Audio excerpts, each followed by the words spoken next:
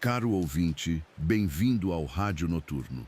Já passou por algo assustador? Se quiser ver sua história narrada aqui, nosso e-mail está na descrição. Quem sabe o próximo relato seja o seu. Primeiro relato. O papel de embrulho chegou seco, mas a boneca pingava água. Não era muita água, só o bastante para formar uma poça pequena em cima do balcão do brechó, bem embaixo dos sapatos de porcelana. Eu fazia bico ali aos sábados, separando roupa, limpando o estante e respondendo o cliente que queria pagar R$ 5 em casaco de couro. A dona do brechó era uma mulher prática, não gostava de superstição. Mesmo assim, quando viu aquela boneca, fechou a porta antes do horário e virou a plaquinha para volto já, com a mão tremendo. Quem contou a lenda para ela tinha sido um antiquário velho, anos antes. Segundo ele, em algumas cidades pequenas do Agreste, existe um tipo de boneca que não é brinquedo nem enfeite. O povo chama de boneca de espera. Ela fica parada em loja, vitrine ou quarto vazio até alguém dizer, perto dela, o nome da pessoa que mais quer ouvir de novo. Depois disso, a boneca aprende. Não era para aparecer na nossa cidade. Aquele brechó ficava numa rua de comércio simples, com salão de unha de um lado e loja de ração do outro. Mas a mulher que deixou a caixa não entrou. Só encostou no vidro, empurrou o pacote para dentro quando abrimos e disse que era doação de família. Usava lenço no cabelo e óculos escuro. Saiu sem esperar recibo. A boneca tinha vestido amarelo desbotado, cabelo preto de fio grosso e olhos de vidro cinza. O rosto era bonito de um jeito antigo, mas torto, como se a expressão tivesse sido pintada por alguém que nunca viu criança sorrir direito. A dona do brechó passou um pano no balcão e sussurrou: "Não fala nome de ninguém aqui dentro." Eu achei exagero, até a boneca piscar. Não foi um piscar normal de pálpebra mecânica. Ela fechou um olho só atrasado, como quem testa se a gente viu. A dona do brechó pegou a boneca com 2 panos de prato, colocou dentro da caixa e lacrou com fita. Antes de terminar, de dentro veio uma batidinha. 3 vezes. O telefone da loja tocou em seguida. No visor, número privado. A dona deixou tocar. A ligação caiu e voltou. Na terceira vez, ela atendeu no viva-voz, sem encostar o aparelho no ouvido. Uma voz de menina disse: "Mãe, esqueci minha boneca." A dona do brechó ficou branca. A filha dela era adulta, morava longe e nunca chamava daquele jeito. Eu sei porque a foto das duas ficava perto do caixa. Ela desligou, mas a mesma frase saiu de dentro da caixa, abafada pela fita. "Mãe, esqueci minha boneca." A gente devia ter deixado aquilo na calçada. Devia ter chamado alguém. Mas medo faz a pessoa escolher o errado com uma lógica toda torta. A dona disse que ia devolver ao antiquário, porque ele saberia o que fazer. Eu fui junto porque o brechó ficava numa rua deserta depois das 6 e eu não tive coragem de deixar ela sozinha. Colocamos a caixa no porta-malas. No caminho, a água começou a escorrer por baixo do banco de trás. Água fria, limpa, com cheiro de gaveta fechada. O rádio do carro ligou sozinho numa estação fora do ar. No chiado, a voz da menina cantava uma música curta, de ninar, mas errava sempre a última palavra. A dona apertou o volante. "Não responde", ela falou para mim. Eu não ia responder. Minha boca estava seca demais. O antiquário ficava numa casa estreita perto da antiga estação. Chegamos lá e encontramos a porta fechada com uma corrente nova. Na vitrine havia um papel escrito à mão: "Não recebo boneca com cabelo molhado." Foi nessa hora que a caixa bateu por dentro do porta-malas. A dona do brechó largou a chave no chão. Antes que ela se abaixasse, o porta-malas abriu sozinho um dedo. A fita que a gente tinha usado estava cortada em tiras finas, colocadas em cruz uma por uma sobre o estofado. A boneca não estava na caixa. Ela estava sentada no banco de trás, com o cinto passado no peito. A dona começou a chorar sem fazer barulho. Eu puxei a porta do meu lado e tentei sair, mas a trava desceu. A boneca virou o rosto para o retrovisor, olhando para mim pelo reflexo. A boca dela não mexeu, mas a voz saiu perto do meu ouvido. Agora você sabe cantar? Eu bati no vidro com o punho. A dona conseguiu abrir a porta dela por fora, deu a volta no carro e puxou minha maçaneta. A boneca levantou uma mão de porcelana, encostou no vidro e desenhou um círculo na umidade. Dentro do círculo apareceu uma palavra escrita de trás para frente. Era o apelido que minha mãe usava comigo quando eu era pequeno. A dona abriu a porta no tranco e me arrancou para a rua. Corremos até a farmácia da esquina, deixando o carro destrancado. O balconista queria saber o que tinha acontecido, mas a dona só repetia que precisava de sal grosso. Eu fiquei olhando pela janela. No carro, a boneca estava de pé no banco, com as duas mãos apoiadas no vidro, como uma criança esperando para atravessar. Quando voltamos com gente, lanterna e coragem emprestada, não havia boneca. O banco estava seco. A caixa no porta-malas estava fechada de novo, vazia, com o papel de embrulho dobrado certinho. O brechó não abriu no dia seguinte, nem no outro. A dona vendeu o ponto e foi morar com a filha. O carro dela ficou meses parado na oficina.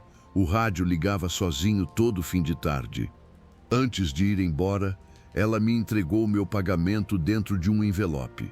Junto veio uma etiqueta de preço que não era da loja. Papel antigo, amarelado, com barbante fino. Estava escrito vendida. Guardei aquilo numa gaveta por vergonha de contar.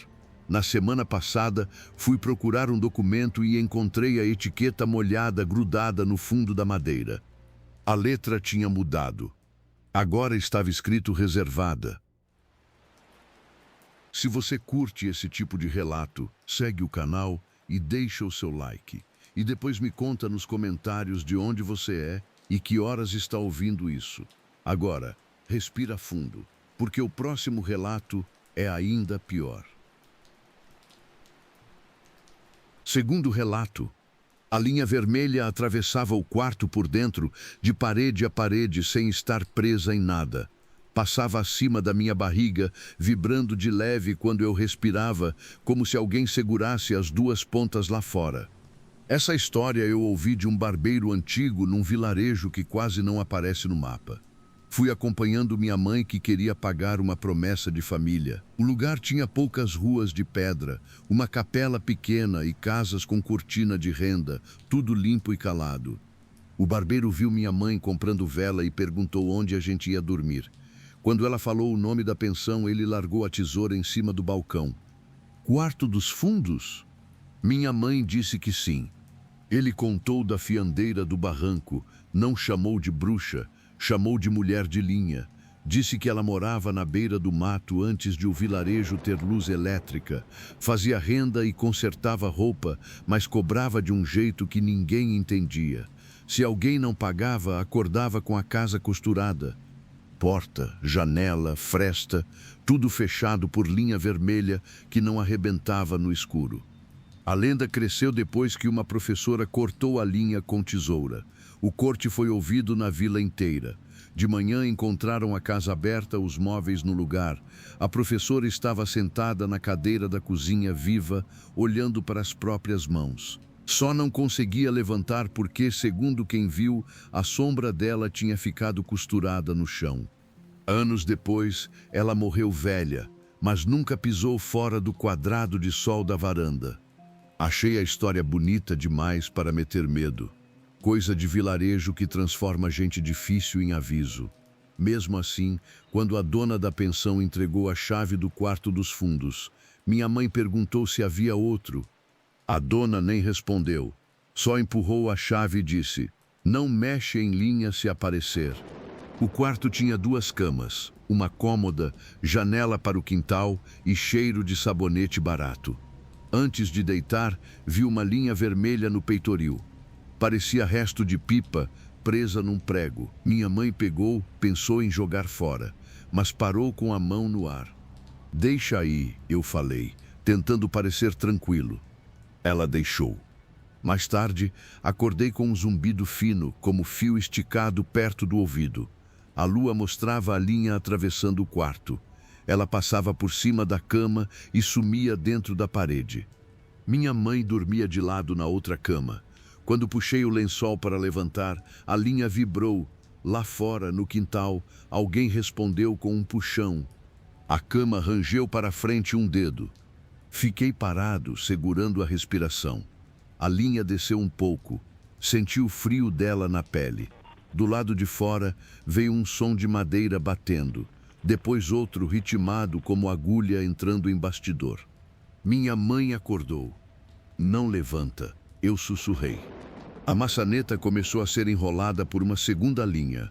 Ela nascia da madeira vermelha e úmida. A janela fez o mesmo, fios cruzando em X, rápidos e silenciosos. Minha mãe quis rezar, mas a voz falhou na primeira palavra.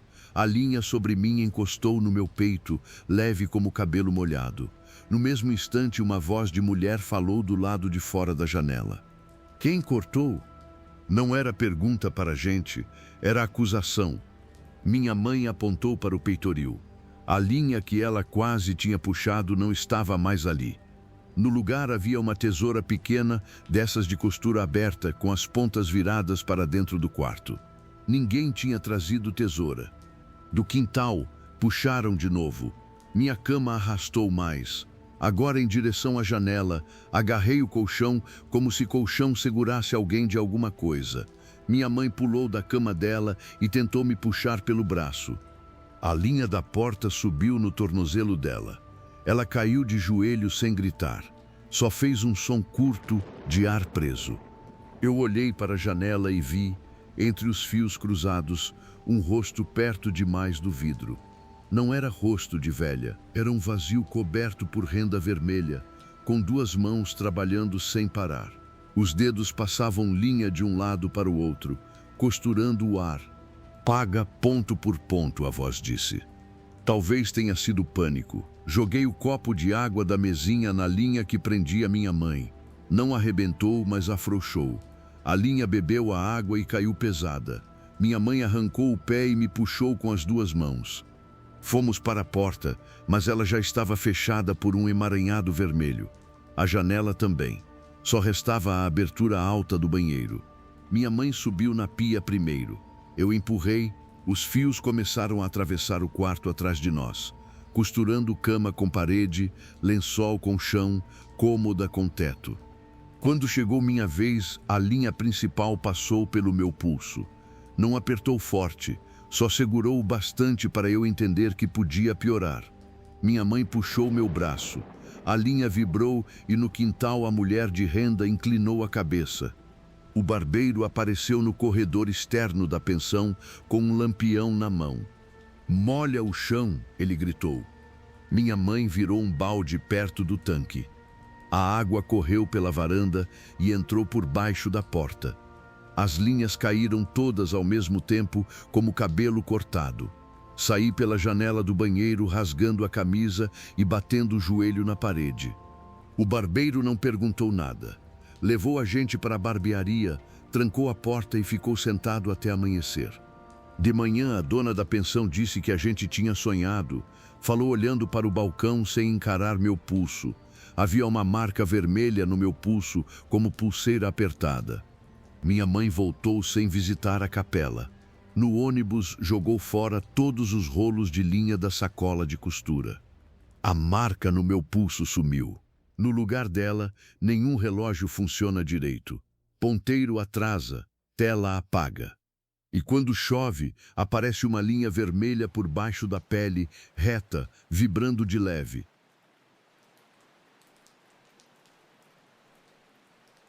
Terceiro relato. O recibo do pedágio saiu quente da minha carteira 3 dias depois. Não amassado, não perdido entre nota antiga. Quente como papel tirado de impressora, com a hora marcada para 20 minutos no futuro e a placa de uma van que eu nunca dirigi. A lenda do pedágio de barro eu ouvi primeiro num posto pequeno, daqueles que fecham a cozinha cedo, mas deixam café no bule para motorista conhecido. Um homem de lotação contou sem levantar a voz. Segundo ele, numa estrada municipal entre duas cidades de serra, aparece uma cabine de cobrança onde nunca existiu praça de pedágio. Só aparece com neblina baixa e chuva fina.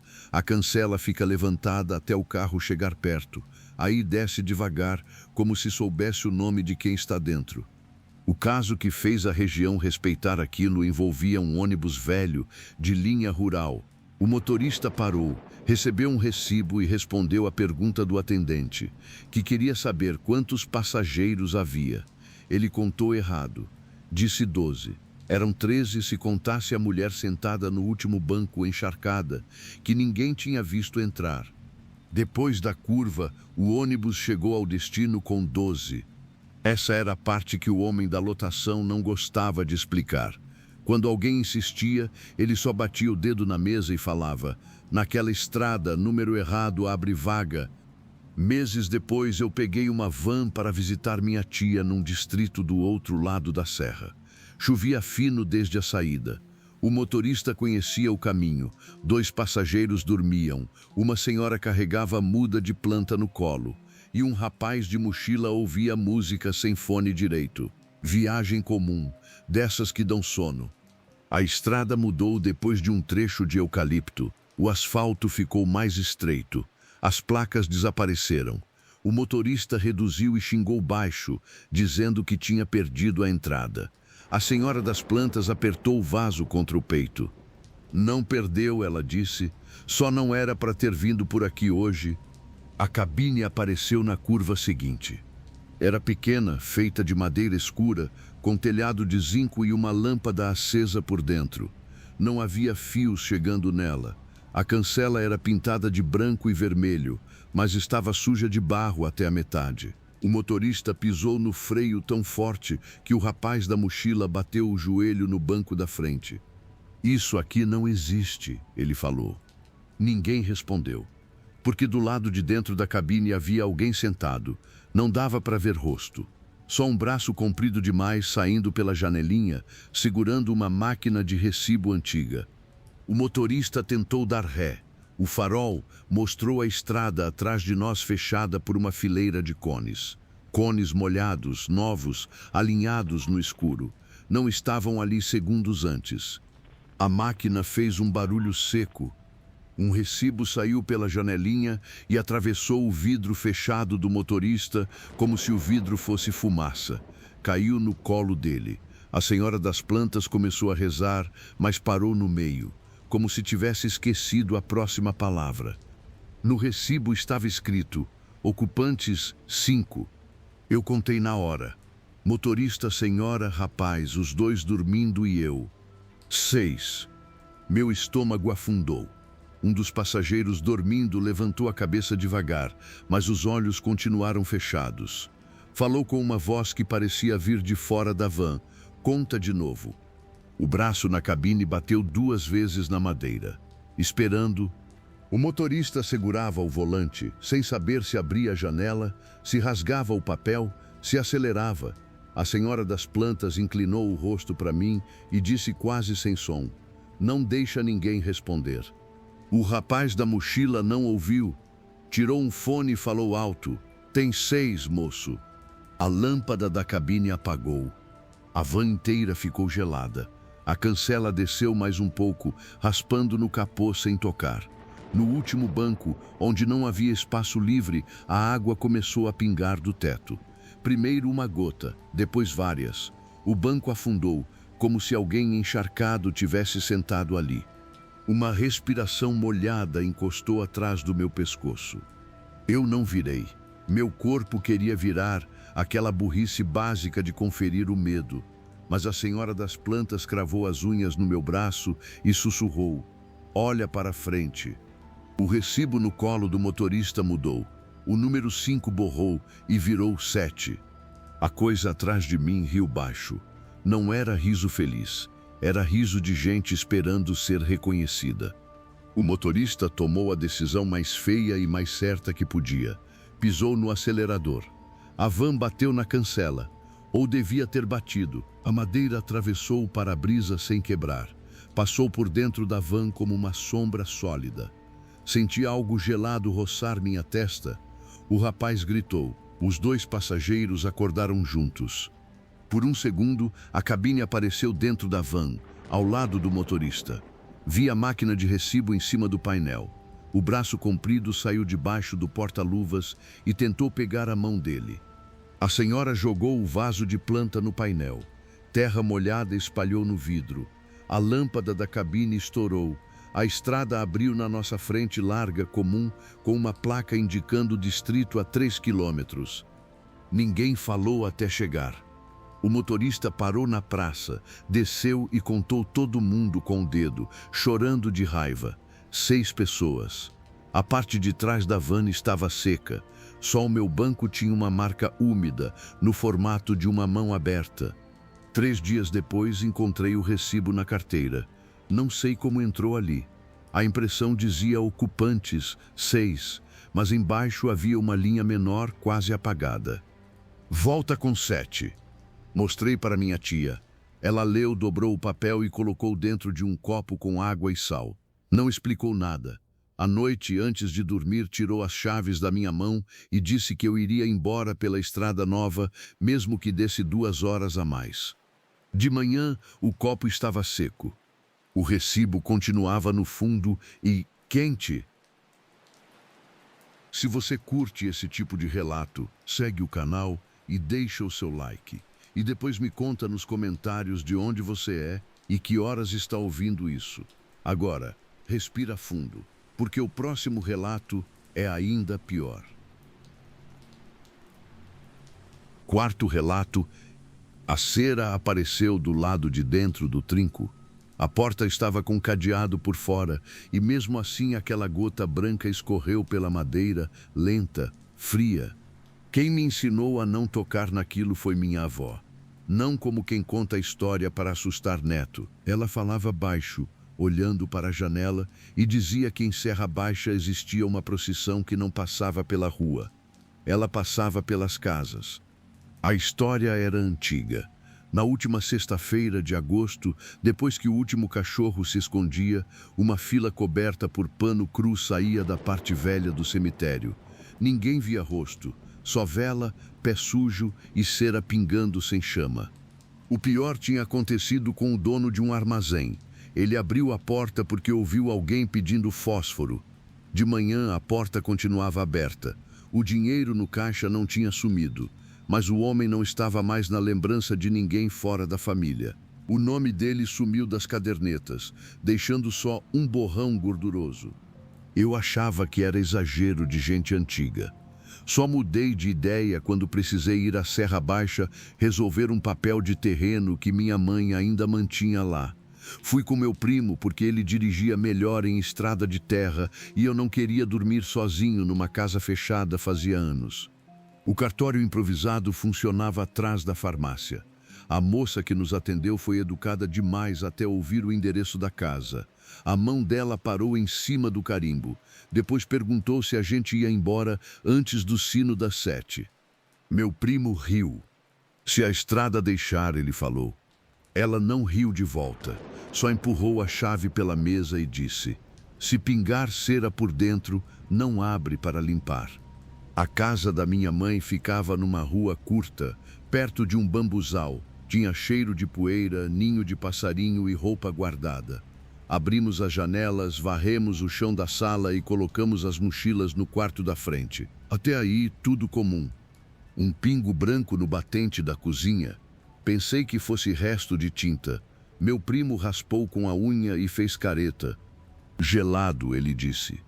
Quando olhei, havia outro pingo perto da janela, depois outro no piso, todos formando uma linha que vinha da porta dos fundos para a sala.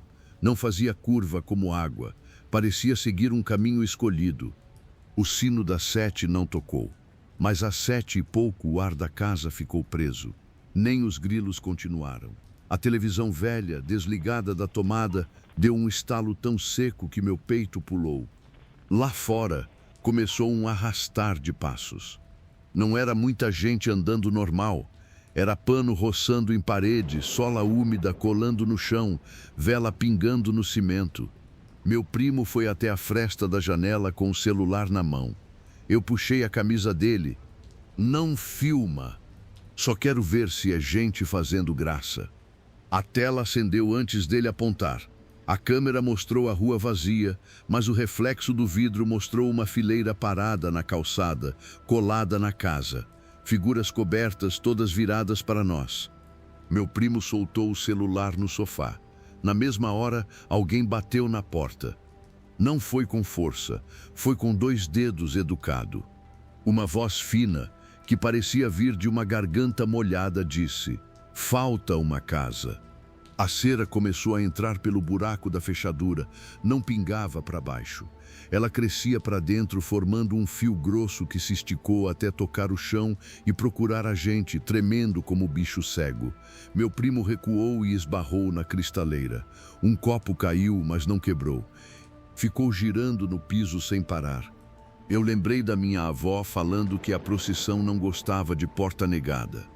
Ela não explicou o que fazer, só repetia que quem respondia dava caminho. Então eu tampei a boca com a mão e fiz sinal para meu primo ficar quieto. A voz mudou. "Abre! A rua acabou!" A maçaneta mexeu sozinha devagar, como se alguém aprendesse a usar. Fomos para os fundos. A porta de trás tinha outro cadeado enferrujado. Enquanto meu primo tentava abrir, a linha de cera veio pelo corredor e parou perto do meu tênis. Eu senti o frio dela antes de tocar. Subiu pelo cadarço, colando meus pés no chão. Meu primo percebeu e, no desespero, puxou meu braço com tanta força que o tênis ficou preso para trás. Saí só de meia, batendo o ombro na parede. A porta dos fundos finalmente abriu para um quintal cheio de mato. O alívio durou pouco. Do outro lado do muro baixo, a procissão já passava também. Não tinha dado volta pela rua. Ela estava ali, entre as bananeiras, como se a casa tivesse virado o centro do caminho. Uma das figuras parou e levantou a vela sem chama. Debaixo do pano não havia rosto. Havia cera escorrendo para cima. A gente se enfiou no galinheiro vazio e ficou agachado entre madeira podre e pena seca. Meu primo tremia tanto que eu ouvia os dentes dele batendo. A fila passou pelo quintal inteiro, um por um. Quando o último chegou perto, inclinou a cabeça na nossa direção e deixou cair uma gota de cera na terra. A gota abriu um buraco pequeno, redondo, fundo demais para aquele chão. De manhã, a rua estava normal. A moça da farmácia recebeu a chave sem perguntar nada. Só olhou para minha meia suja e falou: "Então passou perto?" No caminho de volta, encontramos meu tênis dentro da mochila, embrulhado num pano que não era nosso. A cera tinha endurecido nos cadarços, formando o nome da rua da casa da minha mãe. Desde então, quando alguém da família fala em vender aquele terreno, minha mãe muda de assunto. E eu deixo, porque o papel do cartório chegou pelo correio semanas depois com uma página a mais, sem assinatura, sem carimbo. Nela, a casa aparecia registrada como morador.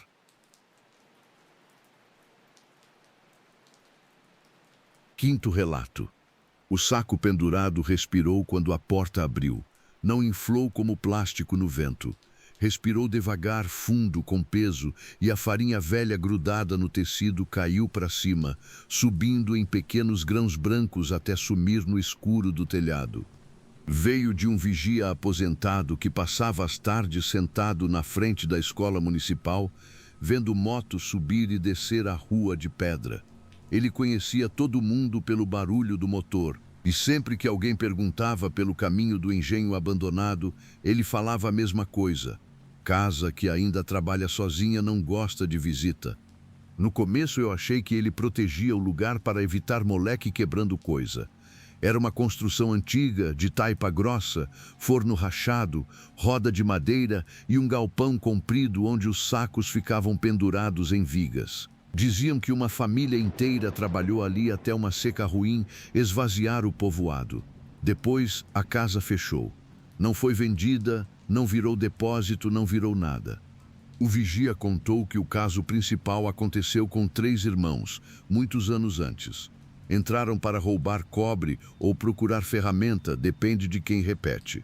Só 2 saíram. O terceiro apareceu de madrugada na varanda da mãe. coberto de farinha até o cabelo, andando para trás e sem conseguir falar. Quando tentavam limpar a boca dele, saía farinha seca, sem fim, como se o menino tivesse engolido um saco inteiro. Ele viveu, mas nunca mais pronunciou palavra dentro de cozinha. A cidade aprendeu a deixar a casa quieta. Eu só fui até lá porque um grupo da prefeitura queria avaliar se dava para transformar o terreno em ponto turístico. Me chamaram para ajudar com fotos e medidas, coisas simples. Fui com uma técnica da prefeitura e um pedreiro antigo, daqueles que olham parede e sabem se ela aguenta mais uma chuva.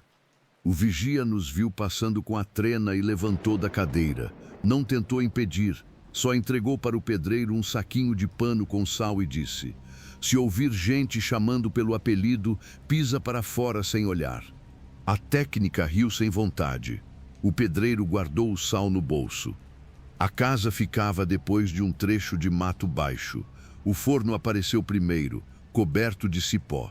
Depois a porta, torta, sem fechadura. Lá dentro o ar tinha cheiro de mandioca azeda, embora ninguém usasse aquele lugar havia décadas. O primeiro ruído foi crível, madeira estalando. Telhado velho faz isso. O segundo veio debaixo do chão, uma raspada circular, pesada como roda de engenho girando em terra seca. A técnica olhou para mim e falou: "Tem alguém aqui?" O saco pendurado no fundo respondeu com a voz dela: "Tem alguém aqui?" Ninguém se mexeu. O pedreiro enfiou a mão no bolso, apertando o saquinho de sal. Eu senti minha nuca formigar. A voz tinha o mesmo cansaço, o mesmo jeito de terminar a pergunta, só que vinha do pano. A técnica deu um passo para trás. A porta, atrás de nós, bateu sem vento. A partir daí, tudo ficou rápido. Os sacos começaram a se mover um por vez, como se alguém passasse entre eles, empurrando com o ombro. Mas não havia corpo, só tecido balançando e farinha caindo para cima. A roda de madeira, quebrada ao meio, girou no canto. Girou sem eixo, sem mão, e o som dela ficou parecido com dentes batendo. "Vamos sair", eu falei. O pedreiro já tinha entendido, pegou a técnica pelo braço e puxou. Ela derrubou a prancheta. O saco mais próximo inchou de repente e soltou uma voz de homem rouca, chamando o pedreiro por pai. Ele parou. Foi só um segundo, mas a casa pareceu perceber. O saco desceu da viga, não caindo, descendo como se tivesse pernas por dentro, e encostou no ombro dele. O pedreiro ficou mole na hora, com os olhos cheios de água. "Meu menino", ele sussurrou. A técnica gritou para ele não tocar. Eu puxei a alça da mochila dele e quase caí. O saco abriu uma dobra na parte de baixo, escura demais para ser rasgo, e de lá saiu o cheiro de café recém-passado. Cheiro de casa, cheiro de coisa que faz a pessoa querer entrar. O pedreiro levantou a mão. Joguei a trena nele por puro desespero. Bateu no peito dele e quebrou o encanto por meio segundo. Ele cambaleou para trás. A técnica chutou a porta, mas a madeira não abriu. Do lado de fora ouvimos o vigia gritar, longe demais: "Pelo chão! Sai pelo chão!" No canto havia um buraco baixo onde talvez passasse bicho. O pedreiro meteu o ombro na taipa e abriu mais, arrancando barro velho. A casa respondeu. Todos os sacos respiraram juntos. A farinha subiu em nuvem, grudando no nosso rosto, entrando nos olhos, no ouvido, na gola da camisa. Rastejamos para fora. A técnica passou primeiro, depois eu. Quando o pedreiro veio, alguma coisa segurou a mochila dele. A alça esticou para dentro, puxada com força calma. Ele não conseguiu soltar, então cortou a alça com a colher de pedreiro e saiu rolando no mato. A mochila ficou. Por dentro da porta, a voz dele disse: "Esqueci minha ferramenta." O pedreiro vomitou seco na terra. A técnica chorava de raiva. Ninguém voltou para pegar nada. O projeto turístico foi cancelado por risco estrutural. 2 dias depois, o vigia levou a mochila até a prefeitura. Disse que encontrou no banco da praça, fechada, limpa, com cheiro de farinha fresca. Dentro estavam a trena quebrada, a carteira do pedreiro e o saquinho de pano vazio. O sal tinha virado um punhado de farinha fina. Quando o pedreiro viu, jogou tudo no bueiro e foi embora sem assinar o relatório. A técnica pediu transferência para outra cidade. Fiquei com uma foto daquele dia. No fundo, atrás dos sacos, aparece uma porta que a casa não tinha. E na fresta dessa porta tem uma mão branca coberta de farinha, fazendo sinal para a gente entrar. Você ouviu o Rádio Noturno e eu agradeço por não ter me deixado sozinho nessa madrugada. Se esses relatos te prenderam até aqui, segue o canal, deixa o seu like e volta para mais histórias. Sempre há outra esperando por você.